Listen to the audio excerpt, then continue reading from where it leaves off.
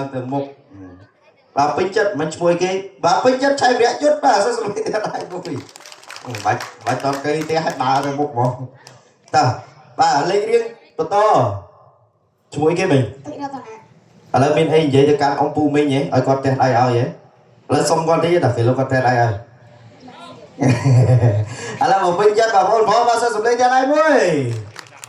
អូសំដីគ្រប់ត្រខ្លាំងតើបាទឥឡូវ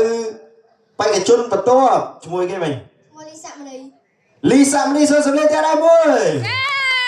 អូទៅមកមកចប់គេតប្រកាសចប់បាទ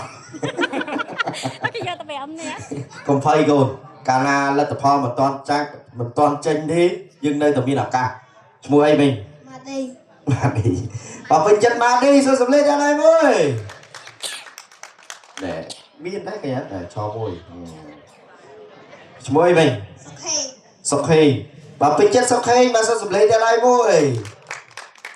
គេខ្សោយឈរសិនណាតាអូនបើធ្វើអីធីរៈបើពេញចិត្តធីរៈបើសួស្ដីមួយទៀតបាទយើងរកឃើញហើយបាទ4នាក់ប៉ុន្តែអាចចុះ